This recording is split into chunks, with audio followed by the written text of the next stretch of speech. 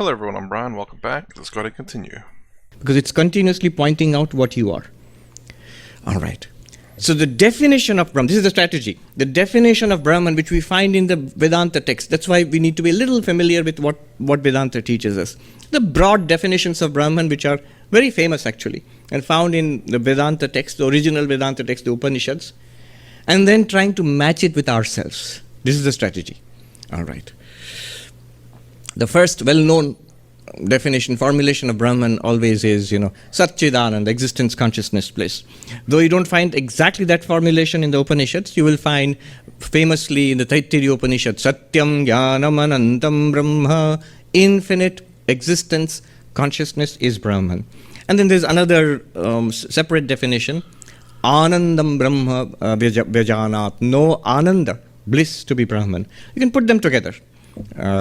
So, Sat Chit Ananda, limitless. It's not that Brahman is something that exists, it is existence itself, as Vivekananda said. It's not that Brahman is something that knows, it is knowledge itself or consciousness itself. It's not that Brahman is something that's very happy, it's happiness itself or bliss itself. So, Sat Chit Ananda, that formulation. And the whole purpose being that once we realize ourselves as that, once we see as a fact, we'll also see immediately, simultaneously, that we are actually beyond suffering. We are beyond death. Body will die, but if I am Satchidananda and I can clearly see that, then I will not die. It will be also obvious to me. Should be. It is the mind which goes through ups and downs, through depression, anxiety, fear, desire, frustration. But if I'm not the mind, I am Satchidananda, I have no fear at all, no anxiety at all, no depression at all. It should become clear to me. So this is the strategy. It's a powerful strategy, but it's a big claim. Let's see how well it holds up under examination. All right. With this background, let's dive into the first verse. The first verse is most important, where he reveals his whole strategy, the author. The first verse goes like this. Aham asmi sada bhami na kadachin naham apriyaha brahmevaham mato siddham satchidananda lakshanam. Simple Sanskrit. He's a poet, so sometimes his Sanskrit is also very beautiful, simple but very beautiful.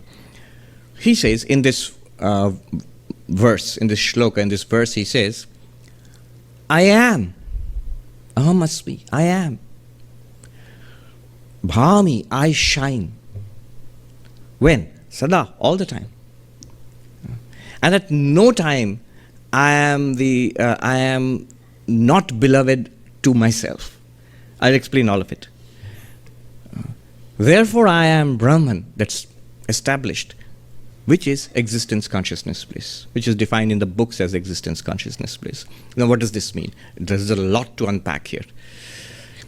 First, I am.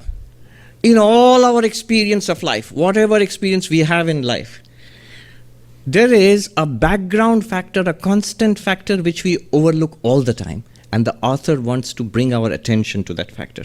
Right now, in our experience, whatever, you're sitting here, listening, I'm standing here, talking, all these experiences, there is the background experience of my own existence, that I am.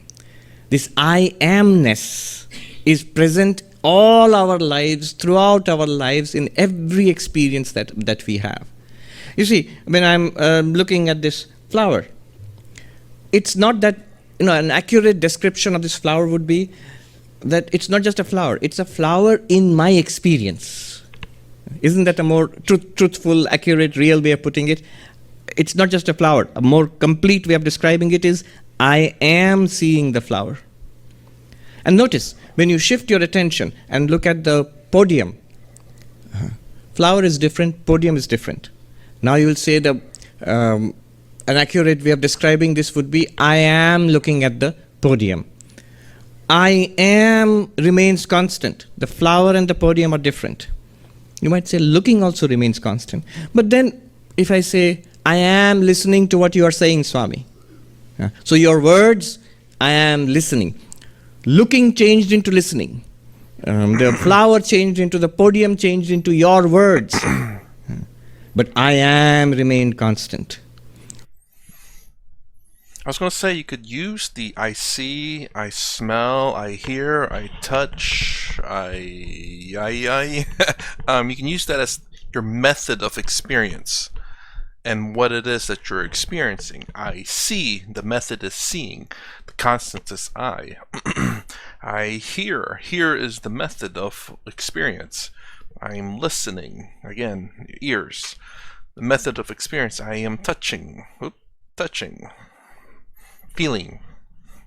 Therefore, the method of experience is feeling. I don't know, maybe that's a good way to explain it. You know, in order to experience something, strangely enough, is you must have a method for it.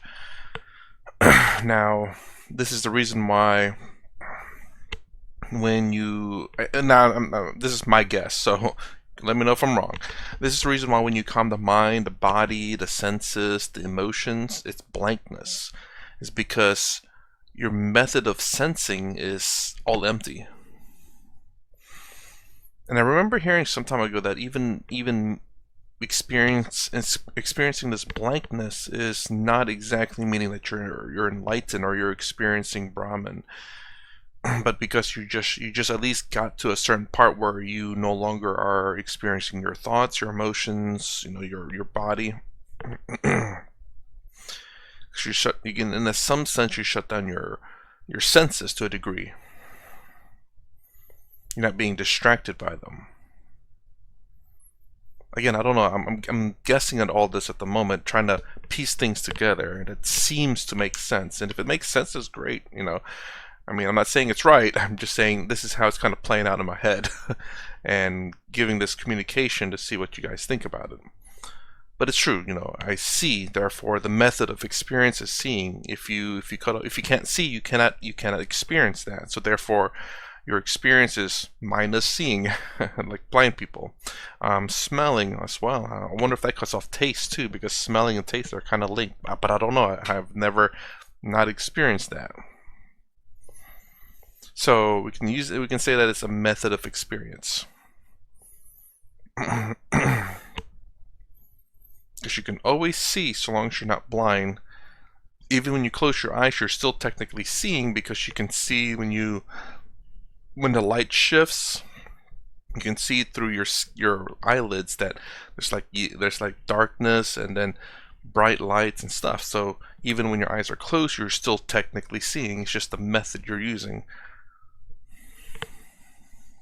Okay, I think that's all I have to say about that one. Whatever you see, I am seeing is true. The I am is there. Conversely, very interesting.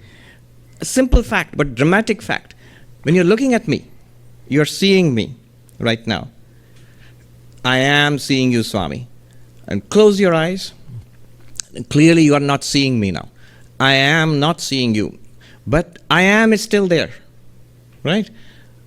Open your eyes now. So, I am, I have to be careful about that. Some will go deep into samadhi. And then when I'm seeing you, I'm there. When I close my eyes, I do not see you. I'm still there. Nobody doubts this. When I'm hearing you, I'm there. If I plug my ears and I don't hear anything at all, I'm still there. But reverse this. Just as a thought experiment, think, suppose I am was not there. This I am feeling, this I amness, it was not there. Would seeing still happen? No. Would hearing still happen? No. Thinking? No. That I am is crucial. Follow this. Some of you are with me or some of you are puzzled. Mm-hmm. I would say, I wonder, you know, I was thinking maybe your eyes are still seeing, but nothing is there to experience it. You know, it's kind of like the example I was going to give. I don't know if it's right or not. I just thought of it in my head. If a tree falls, does anyone does it? Did a tree really fall? I don't know what the right word is, but it's just because no one's there to experience it doesn't mean it doesn't happen. So if your body, for example, is still functioning, and it blinks because it has to blink because it gets dry. You breathe automatically. All that stuff can happen when you're sleeping, actually. But if the you is gone, I mean, your body still functions.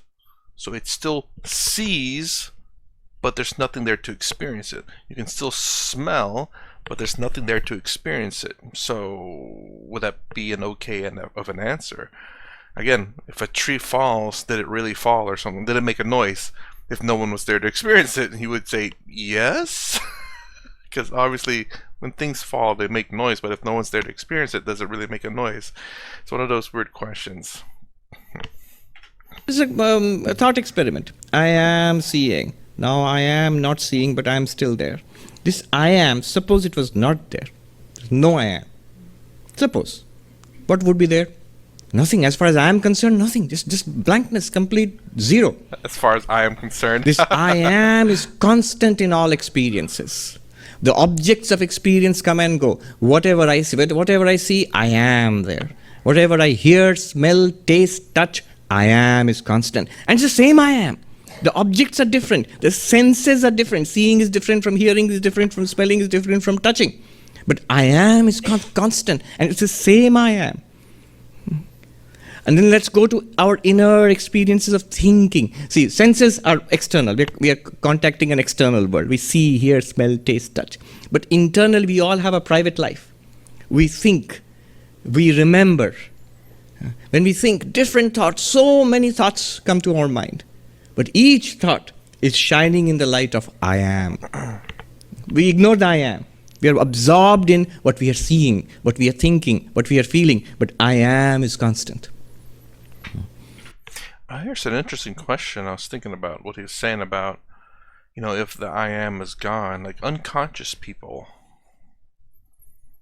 I don't remember what they say about them, whether I think they still say there's brain activity, but I'm wondering what portion of the brain, just because is the I am there? I'm not sure. But I'm wondering if the brain still records certain things if you were unconscious. So, for example, you laying say in the hospital bed, unconscious, and is the brain still recording? It's all this, like, just for his example, if the I am is not there and the body's just standing there, which would be kind of creepy, but it's just, there's no one home, but it's just standing there, and it's blinking and still smelling and listening, obviously, hopefully. I don't know if that's obvious or not, but just, looking. Does the brain record all of this still? And then what happens when the I am comes back? Can the I am go through the memory banks and say, oh, wow, this dude's, my body's been sitting here for 3 days and just staring at absolutely out in space. And all the weird noises while I was gone. I'm wondering. So the author brings our attention to the I am, which is our constant experience. Aham asmi. When I am, yeah, I am, that's true. But what's the big deal about it? Not only I am, sada asmi, all the time. In all our experiences, the I am is there. In fact, without the I am, we cannot conceive of any experience. Experience is not possible without the I am for me. So I am is constant. So right there, that to me says that nothing can be experienced without consciousness. But I do wonder, though, like, sorry I'm pausing so much, but it's just very interesting because there are people who can sleepwalk. Sleepwalking is a very interesting phenomenon that happens. People can cook while they're sleepwalking. People can drive to work while sleep driving. I don't know how true that is. It just seems so crazy. But I've may have seen a video where sleepwalking, the eyes are open, and but so it makes me wonder what's going on there with. And then all of a sudden, whenever you wake those person up, they don't remember how they got there. They don't remember anything about that experience. So I wonder if you can say you were there experiencing it, but you don't remember it because you can only ever because you who you are doesn't get affected by memory, emotions, or anything. Only what the brain can remember and recall and bring up. So if the brain doesn't record it, you cannot you may experience it, but you cannot remember it. I wonder if that's the case. I'm curious. I wonder if anyone talked about like sleepwalking, just to see how does Advaita Vedanta answers that question. Sleepwalking. How can people drive to work and then drive back home and not remember a single thing? The only thing I can think of explaining it is the fact that you were present at there. You were experiencing it all, but the brain did not record it. That's that would be interesting. And then I would have to ask a scientist, like, memory, obviously. That's how our brain functions. It's basically like a storage space. Why doesn't our brain record the events happening when we're sleepwalking? Oh, man, some good questions there. In our inner lives also, whatever thought comes and goes, the I am is there. Whatever emotion comes and goes, when I'm feeling great, I am feeling great. I am. When I'm feeling down in the dumps, I am feeling down in the dumps. It's the same I am which was feeling great, it's the same I am which is feeling down in the dumps, depressed. That means by nature, the I am must be free of feeling great or feeling depressed. Those things come and go. But the I am is constant in all the emotions. Throughout my waking life, I am. And when I fall asleep and dream, I am. In the dream too, I am. When I wake up, I will dismiss the dream, that it was all a dream. But I could not deny that I experienced it. I dreamt it. So I am was there in the dream. Even in deep sleep, Advaita Vedanta, we have talked about this many times, Advaita Vedanta would say deep sleep is not an absence of experience. It's an experience of absence. It is the I am revealing a blankness, an absence of objects to be experienced. In waking, dreaming, deep sleep, I am. I wonder then, obviously in deep sleep, I can understand the fact that you are there, you're experiencing nothing, because there's nothing to experience when your body is shut down. But when you're sleepwalking, your body is not necessarily shut down, but you are there experiencing it, but yet you don't remember it. Again, I would love to hear what anyone, Swami Sarvapriyananda, Swami Taramananda, Sadhguru, or Acharya Prashant, any one of them, to just kind of wonder if anyone's asked that. All the time. Aham asmi, sada asmi, all the time. And it cannot be denied. It's the one thing that we cannot deny in our experience. It goes back to 300 years or so, Descartes. We all read the Cartesian coordinates in mathematics and all. The French mathematician and philosopher, and his famous project of doubting whatever could be doubted. Whatever could be doubted, he doubted. Suppose this world, how do I know it exists? I could be dreaming. And he was so far ahead of his time. Virtual reality, he said, suppose there's an evil demon. We can project reality to my senses. Just like virtual reality. So, what Meta and virtual reality glasses and Oculus, all those things are there. Suppose there's something like that is happening. Long before the Matrix movie, Descartes says, suppose there's an evil demon which projects my world. How will I know this is a real world or just projected? And so I can doubt whatever, even what I see, hear, smell, taste, touch, which seems to be real to me, I can doubt it. In dreams also that happens. Again, it goes back to computer simulation. What if we're all just brains in jars hooked up, All this experience that we're having, it's all just computer simulation. It could be literally, this could be the, let me pull something out of Sadhguru here. This could be the 84th iteration of human species trying to see how successful it is.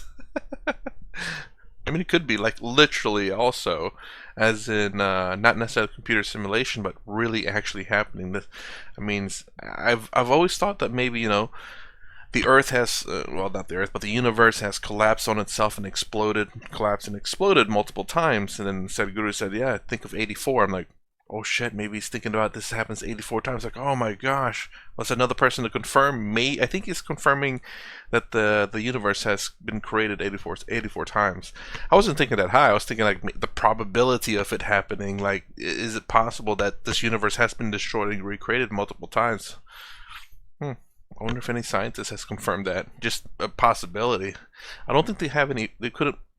I don't think they could confirm it at all because there's no way. I don't think there's any way to prove that. Maybe Lacan was talking about like dark matter or something like that. Maybe that could. I don't know. I'm not a scientist. In virtual reality today, that happens. But the one thing he found he could not doubt was his own existence. You cannot doubt the doubter. If the doubt is there, then there's a doubter. If the thought is there, then there's a thinker. I exist because I think. I think, therefore I exist. The cogito ergo sum. He could not deny his own existence. Now, this is something I talked about with my friend, and I said this a few times in the video. Sorry I'm pausing a lot, but again, this is just all relevant stuff where my friend, as a matter of fact, he was the doubter one in this one, where he's doubting everything, including his own existence. I'm saying you can't do that because you doubting your existence prove that you exist. You are the one that's doubting here. You cannot, if you doubt, then you can't. Anyways, the sheer fact that he doubts that he exists proves that something exists. Let me put it that way. So, for example, we could be all a computer simulation, but the underlying reality would be the computer itself. Brahman, he could call it that. But what else? This could be we're all brains in jars or something like that. You know, again, there's just an underlying reality. If we are able to question anything, if we are able to say, I don't know if I exist, you have already disproven yourself in terms of the fact that you do exist, or at least some form of reality exists. This reality itself may not be real, but there is an underlying reality somewhere that's causing this reality to exist. That's the point I was trying to make. It's the fact that whether you exist, or whether this reality exists, or whether none of it's real, something is causing this fake reality to exist, which is the reality itself. I think that says it. So he had found the rock bottom, the solid basis on which to build up knowledge. So his project of skepticism, for that he found a ground for knowledge, that is, in the existence of this I am. Undeniable. 800, nearly 1,000 years before Descartes, Shankaracharya writes, Yaeva tasya nirakarta tasyeva atmasa. Whoever denies the existence of the self is the self itself. It's his own self. So if you deny your own existence, you are that one. We have proved it by the very act of denying that you exist. Exactly. Yep. Same thing. You cannot deny this I am. Sada asmi. And this I am is constant. See, we have this kind of feeling that, yes, but, I feel that this world exists and it's really existing. It's changing all the time. I am unchanging. But this world was there before I am came into being. And this world will continue and I am will die one day. We think like that. It's very strange. I find myself, I am to be unchanging in all my experiences. Yet I have this intuition that I'm going to die one day. Because everybody else is dying, so I'll die. This question of death, very interesting. We don't have an experience of death. None of us. So aren't you a Hindu, Swami? You must have died thousands of times earlier. Yes, but the body died. If as a Hindu, it's a fact that I believe in rebirth. In that case, I believe that there is no death. I wonder what he will say to people who have experienced death. I'm sorry. I'm generally, again, I'm just throwing out what my mind thinks, and this is a genuine question, though. Like people who have died and been revived. I don't know if they're obviously legally medically dead. That doesn't necessarily mean that the body has died. But I wonder if there's anyone who's been medically dead and the body potentially has died. Like not the entirety of the body, but perhaps the brain, and then it was just to be revived. People have experienced this, and I just don't know how true it is. it's kind of crazy because it's obviously not something that's very common, I don't believe, to have not a near-death experience, but a death experience. Like someone who's died and then came back. Obviously, they have to come back like relatively quick. I don't know if that's obvious. Actually, I should have said obviously they have to come back really quick. There's like a 2-second window they have to come back, or otherwise they don't. So that's not obvious. But I don't know why I even said it was obvious. But I'm kind of curious about that. I wonder what this. Again, another question I would love to ask them. I wonder if they've ever been asked that. Because it's the body died, and if I'm still there, then I have not died. Nobody has an experience of death that is a complete cessation. In fact, it's logically impossible. You cannot experience your complete extinction. If you are extinguished, then what is experiencing anything at all? You cannot logically experience your own death. Why do we feel that this I am will die one day? We'll come to that little later. But it's not just I am. Notice, this I am is shining. Aham asmi sada bhami. I not only exist all the time, I am all the time, but I also shine. Shine not in the sense of light. It's not that you're radioactive or something. It means that you are of the nature of consciousness, awareness. Just as nothing in this room would be visible until we switched on the light. And the light reveals everything in this room which is non-luminous. It is revealed by light. And the light reveals itself. You don't need to switch on this other light to see that light. No. So the light has a unique nature of illumining everything and revealing itself also. But more than that, it's not, the light is not really self-luminous. It's you, to you the consciousness, the light is revealed. So you are the light of lights. Every evening we sing here to Sri Ramakrishna, Jyoti Ra Jyoti. Light of lights. Ujala Riddhi Kandara. Shining in our hearts. What is the light of lights shining in our hearts? It's nothing other than consciousness, awareness. So this I am is not only an existing thing, like a table or a chair is an existing thing. No, not like that. It's also a shining reality. You exist all the time, you are all the time, and you shine all the time, ceaselessly. All of our waking life is revealed to you, the consciousness, the I am awareness. All of our dreams are revealed, your dreams, are revealed to you, the consciousness, the I am awareness. And even the darkness of deep sleep is revealed to you, I am the awareness. You are not extinguished in deep sleep. Descartes should have gone one step further. That it's not that I think, therefore I am. Vedanta would say, I am, therefore I think. When I do not think, suppose I don't think, have I disappeared? By the same logic, when I look at you, I am there. If I don't look at you, have I disappeared? For me, you have disappeared, but have I disappeared to myself? No. In that case, if I don't see, hear, smell, taste, touch, I am still there. If I don't think, remember, feel, desire, I am still there, just not expressing itself in any particular way. The Upanishad says, so he's always drawing upon the Upanishads. Upanishad says, it says in the Kathopanishad, Mundakopanishad, beautiful mantras, Tameva bhantam anubhati sarvam tasya bhasa sarvamidam vibhati. That shining, everything else shines here. By its light, everything here is revealed.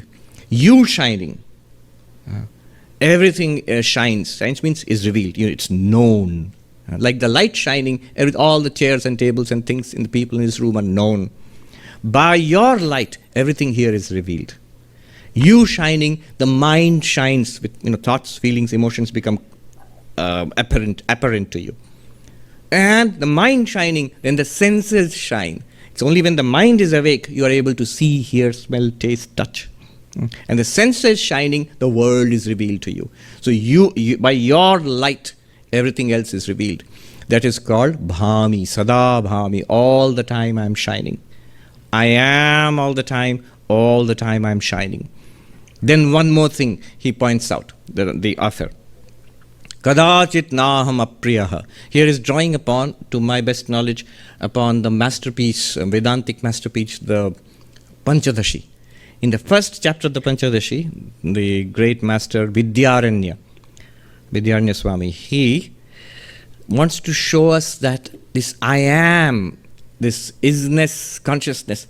By the way, sometimes I use the term isness. So I used to think that I came up with it, and I found in the Inspired Talks of Swami Vivekananda, he says, this isness which is everywhere. And within quotes, he says exactly the same, isness. There in the Panchadashi, by argument, he wants to show that we are of the nature of bliss. So the argument, he gives a twofold argument, which is encapsulated here by the author Lakshmidhara. The twofold argument to show what?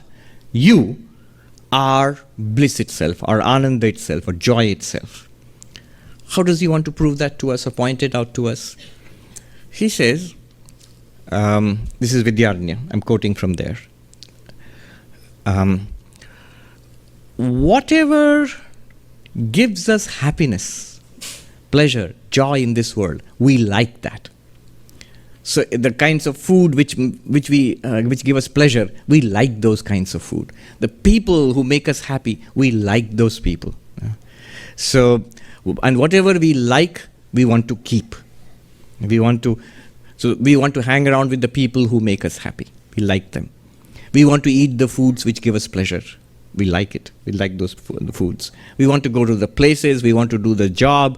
We want to do those spiritual practices, and so on and so forth. All of which give us happiness. And that which does not give us happiness, we want to get rid of. We want to avoid. That kind of, it could be the same thing. The gadget which I really liked, which I thought will give me a lot of happiness, and I queued up in Black Friday to buy it, and I got it with a lot of effort.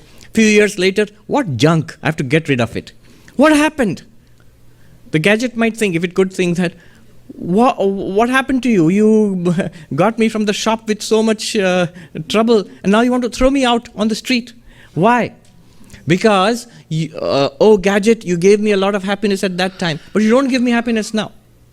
So that which gives me happiness, I want it. I want to buy it. I want to keep it. I want to increase it. That which does not give me happiness, I want to get rid of it. I want to avoid it.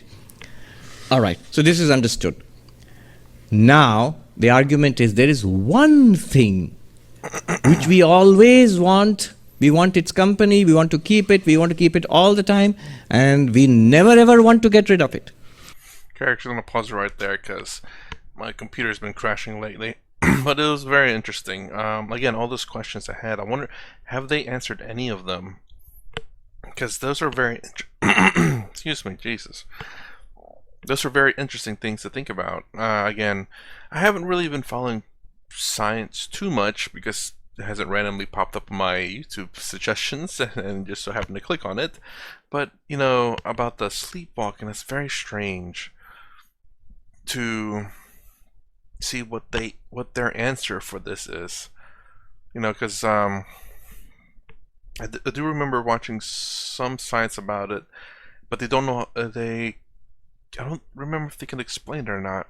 I'd probably have to look it up again to see if any updates been done. It's really curious. And then there's sleep paralysis too, which is pretty kind of crazy. But again, that is a little bit different because that one you're actually awake, but you're aware of everything, but you just can't move your body. So that's a little bit different. Whereas sleepwalking, people generally who sleepwalks are completely unaware of what they're doing, or let me say they don't remember what they've done while they're sleepwalking.